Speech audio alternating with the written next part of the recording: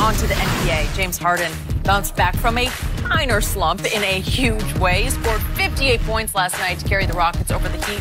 Houston trailed by 15 entering the fourth, but Harden scored 17 in the final quarter to lead the comeback. And Harden recently saw Giannis leapfrog him as the MVP favorite after his streak of consecutive 30-point games was snapped. But Harden was a perfect 18 for 18 from the line and appears to be back to his old self. Chris Broussard back with us. 18 for 18. Jeez. All right, Chris, who is your MVP right now?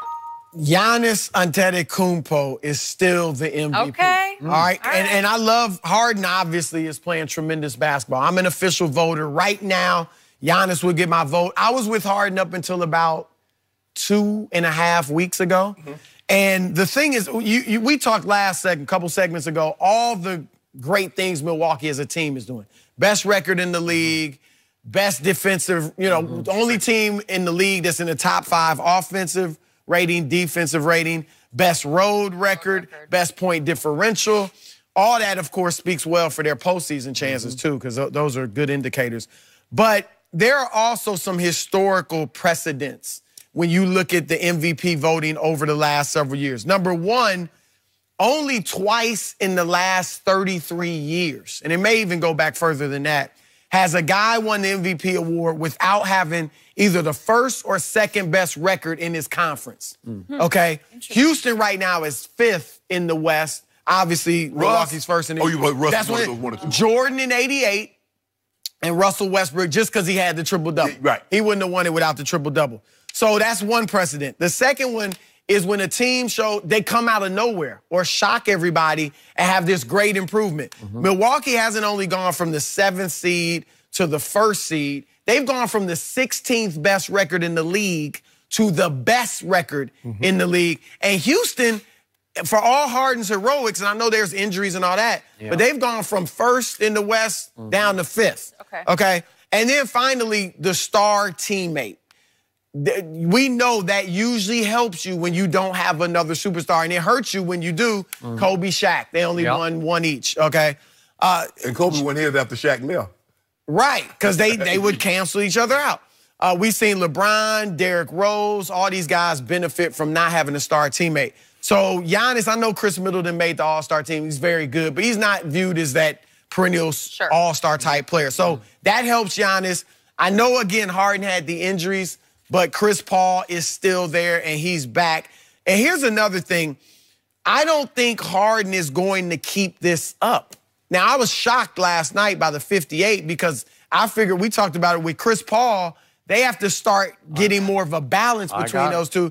And Paul had 14 last night. And I wonder if that's part of the reason that they were struggling early, because they were down big, and then Harden took over in the fourth.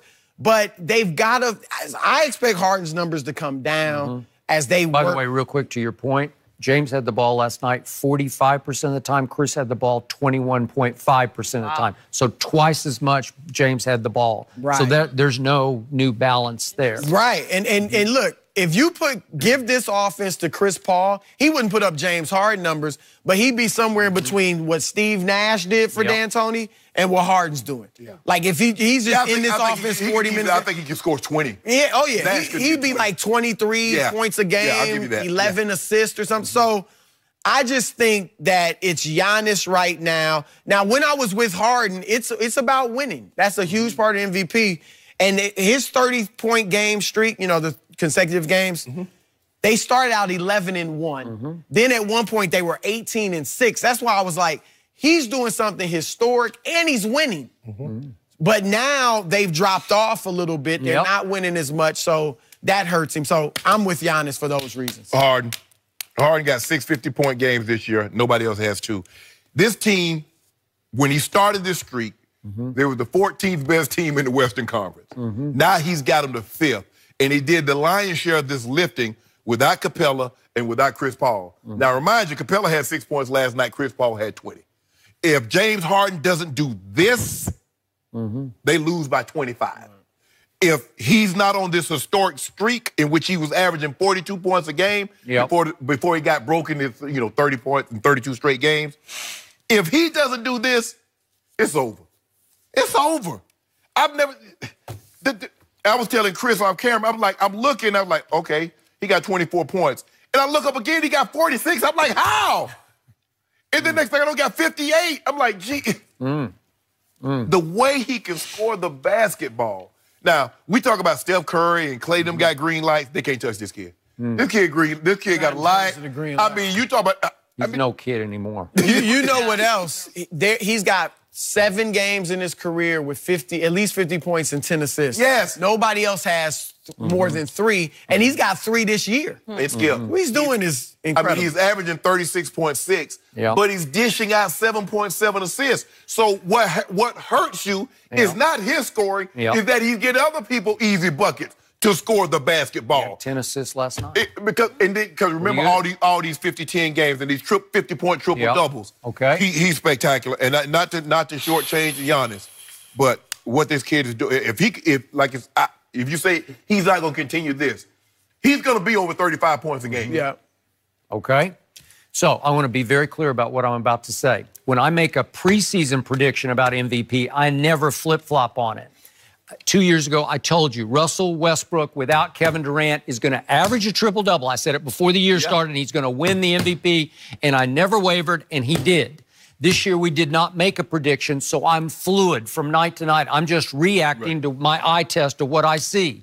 I saw Paul George go on an MVP tear about 2.5, 3 weeks ago that he stayed on for about 2 weeks, and then he hit a lull. And their loss to Sacramento, he shot 4 for 19, and then they went to Denver, and he shot 7 for 24 and 3 for 14 from 3. So I have to downgrade a little bit. Now he's hurt his neck, and you know why he hurt his neck?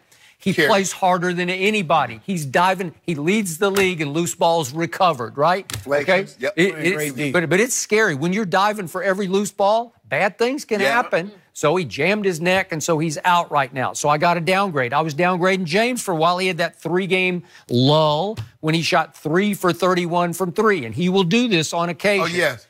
I got to tell you, I started watching last night. I don't know how they won the game. It was all Harden all the time. It was an MVP performance. And I don't discount Giannis, but I need to see Giannis tonight. I do. And again, maybe he's got a knee thing or maybe he doesn't. Let's see if he rises and shines. This is a big stage. This is an MVP caliber night tonight at Staples, right? Absolutely.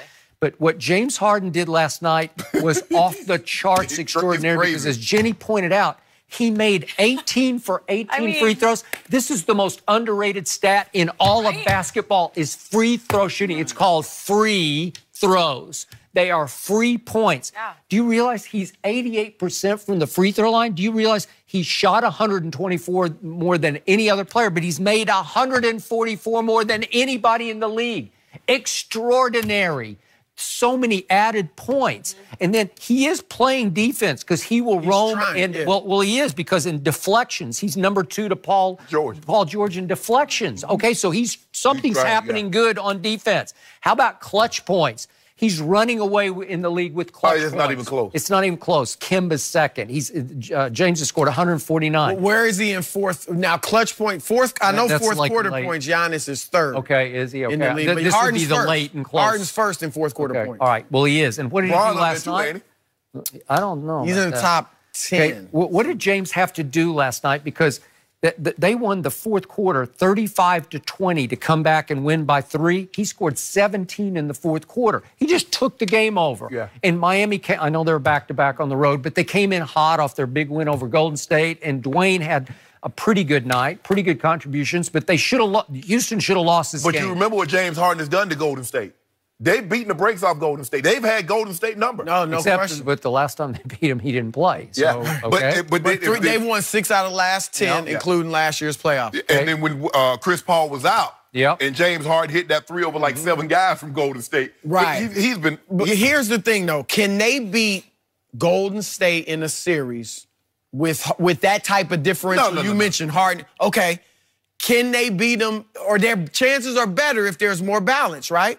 Yeah, between Chris and James. Yes. So the rest of this season, they can either go for Harden he's doing something historic. Anytime you are in the same conversation with Wilt Chamberlain, it's ridiculous. So he's doing something historic, But what's better for the team, last night, you're right, he had to take over the win. Yeah. But what's better for the team. And by the way, there was no Eric Gordon and no Fareed last night, so it's a little bit harder. Okay. But they need, I don't know that this is not the best preparation to beat Golden State. Okay. It's relying on him to get 40 every but that, I don't care. We're talking about regular season MVP. Right. So right here, right now, I'm giving James off last night just a little edge over Giannis, and I'm not ruling out Paul George. Oh, yeah, Paul George is unbelievable. Oklahoma City has been winning in a lot of ways in spite of Russ, because Russ turns it over to high rate. Listen, Paul George has been the man in Oklahoma City. But I think I would give George the MVP of that team.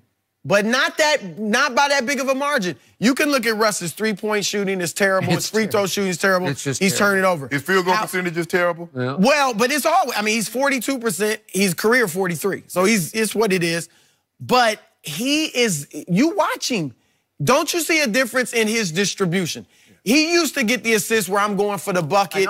I can't get it, so let me kick it out. He learned. Now he's trying to get guys triples, doubles. But hold on. Okay. That's how you do it. Paul George, Steven Adams, Dennis Schroeder, Jeremy Grant, all having career years. They are. Is that because of George, or is that because Russ's change in attitude? Not shooting as much. He's looking more for the pass. Yeah. Even the hockey assist, he's making more. Paul George actually won Russ's respect, which is almost impossible to do. Russ defers to Paul George. He is the number one option. He was young. He was a young stallion. The dude was he was bucking when Durant was there. And he booked the guy right on up out of town. He did. Booked it right to Golden State. He did. But at some point in time, Chris, like you said, he's shooting horrible from three. Stop taking them. I agree with that. He took 9 other nights. He's got to stop shooting. You got to stop shooting the three. Every time he goes up, I just go like this. Like if I'm rooting for him, I just hide my eyes. At least Ben Simmons knows what he is. Ben got 4 3-pointers. He got 4 in his 2 years. I give you that. The thing with Harden, though, you look, I mentioned Jordan in 88, Russ in 17. Harden's not going to be a triple-double or anything like that, but it is historic what he's doing. So that's the one thing that he's second. I got him second right there behind you. Throughout the Wilt stats, his points per game will be just barely second to MJ's best year, when he averaged 37. 37, and Kobe averaged 35, I think 35 and a half. Right. Okay. That year he won the MVP. So it's historic. So fun to watch. Okay, Chris, you're going to come back later. We'll talk a bit more Warriors, actually, coming up next. But, hey, Jason Witten, he is coming back. So, what's old is new again? Is he going to be Dak's new favorite target in Dallas? We'll discuss all this.